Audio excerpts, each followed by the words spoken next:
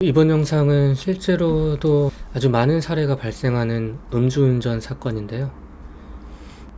물론 음주운전 사건이 발생하지 않았으면 좋겠는데, 이게 실무상 특성은 음주운전으로 처벌된 전력이 있는 분들이 음주운전으로 또 계속해서 문제가 되는 경우가 많습니다.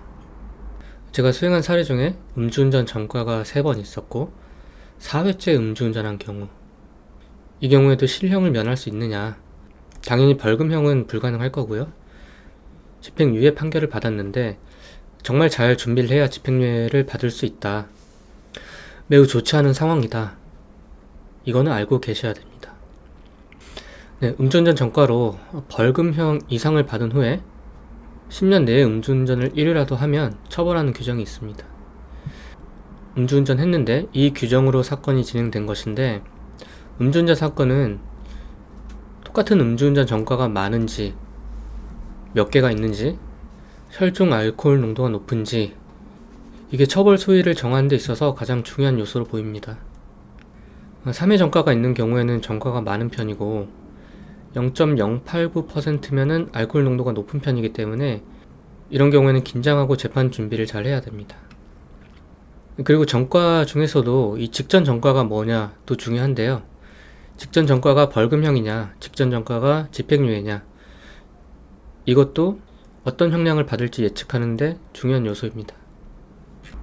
이 사건 간략히 요약한 내용인데, 2024년 4월 달에 0.089%, 8.5km 기간 운전했고, 2019년 1월 달에 벌금형 선고받고 확정되고 10년 이내 다시 1회 음주운전 했다.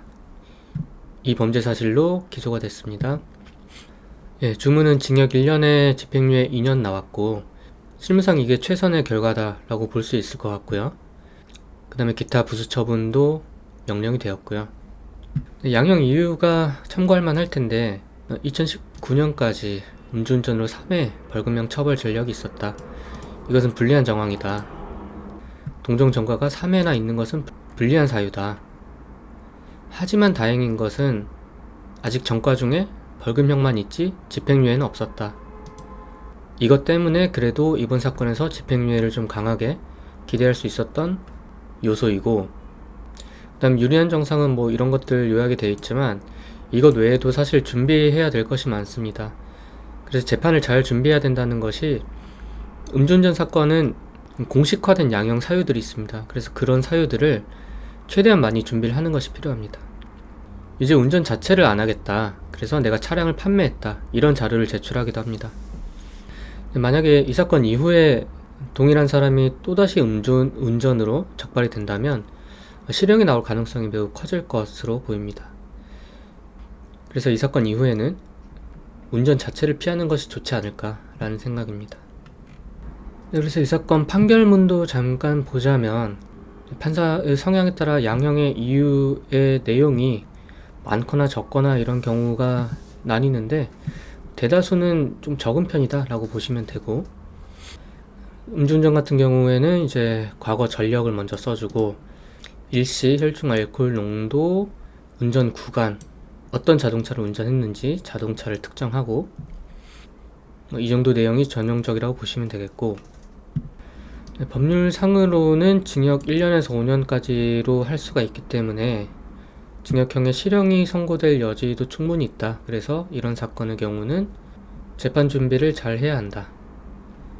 그리고 특히나 이 음주운전 전력이 1회가 아니라 2회, 3회, 4회 뭐 이렇게 될수록 더 준비를 잘 해야 된다.